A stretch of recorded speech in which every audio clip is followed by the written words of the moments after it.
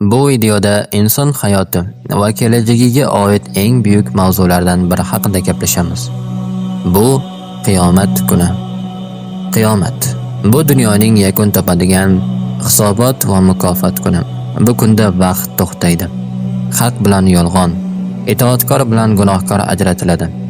Har kim o'zi qilgan amali uchun to'liq jazoga yoki mukofotga ega bo'ladi. Qayta tirilish voqealari Isrofil sur chalishi bilan boshlanadi.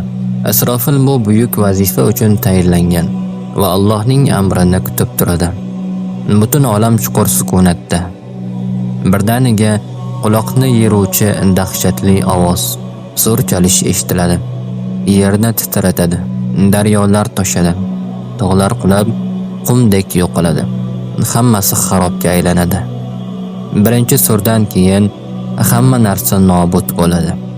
Yerda na qush, na inson, na bir jon bor. Hamma jim, dunyoda hayot yo'q. So'ngra faqat Allohga ma'lum vaqtdan keyin Isrofil ikkinchi bor sur chaladi. Ruhlar yana tana bilan birlashadi. Insonlar qabrlardan tirilib chiqadi. Allohning chaqirig'iga javob beradi. Tasavvur qiling. Yer yorilib ketadi. Ichidan odamlar chiqadi. Hayratda qayerda turganini bilmaydi. Birinchi savol: bizni shunday sokin joydan kim uyg'otdi? Ular go'yo chuqur uyqudan uyg'ongan. Kimdir tanish yuzlarni taniydi. Boshqalar esa sarosimada o'z yaqinlarini izlaydi. Yer endi o'zgarib ketgan. Tekis, keng, silliq. Bu yer qiyomat uchun tayyorlangan maydon. Odamlar endi katta olomon bo'lib, hisob-kitob joyiga qarab yurishadi. Yuraklar gursillaydi. Quyosh boshga yaqin, jaziramasi 10 barobar. Har kim terga botadi. Kimning terisi to'pig'iga, kimniki tizzasiga, kimniki ko'ksigacha. Ba'zilari esa butunlay terga g'arq bo'ladi. Bu ularning amallariga bog'liq. Dahshat va qo'rquv ichida odamlar o'zlariga shafoatchi izlaydi. Avval Odam payg'ambar, so'ng Nuh, Ibrohim, Muso va Iso payg'ambarga murojaat qilishadi. Har biri nafsim, ya'ni nafsimni o'ylayman deydi. Faqat Muhammad sallallohu alayhi va sallam aytadilar: bu ish menga tegishli. U zot Rahmonning arshi oldida sajda qiladi va ummatlarini shafaat qiladi. Alloh ularning shafaatlarini qabul qiladi va hisob-kitob boshlanadi. Har bir inson Allohning huzurida yolg'iz turadi. Har qanday amal oshkor qilinadi. Hayoting haqidagi kitob ochiladi. Hech bir daqiqa unutilgan emas. Alloh aytadi: kitobingni o'qigin. Endi o'zingga o'zing hisobchisan. Shundan keyin amal tarozusi qo'yiladi. Katta, adolatli, yaxshi amallar bir tarafga, yomon amallar boshqa tarafga. Kimning yaxshi amallari og'irroq bo'lsa, uning yuzi nurli. Kimning gunohi ko'p bo'lsa, yuzi g'amgin, chang bosgan, umidsiz holda bo'ladi. Keyin Sirot ko'prigi, u jahannam ustiga qurilgan.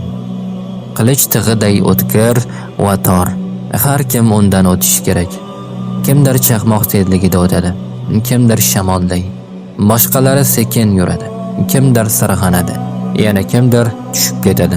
Alloh bizni undan asrasin. Amin. Ko'prikdan o'tgan mu'minlar payg'ambar havziga boradi.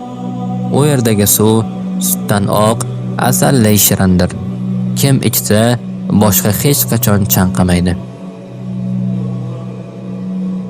Lekin ba'zilar undan haydaladi, chunki sunnatni tark etganlar uchun.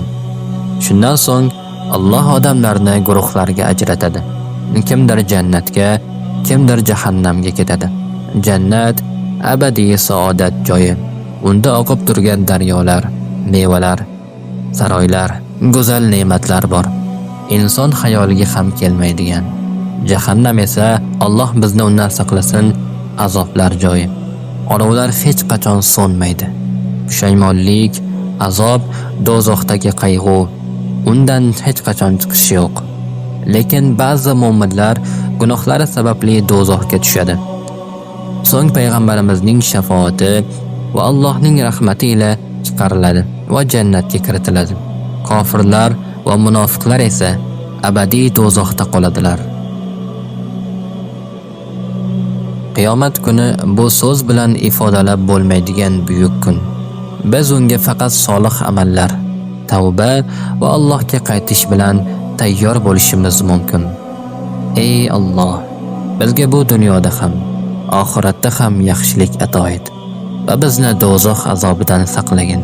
Payg'ambarimiz sollallohu alayhi va sallamning qo'llaridan shunday ichimlik ichishni nasib etginki, undan keyin hech qachon chanqamaylik. Amin.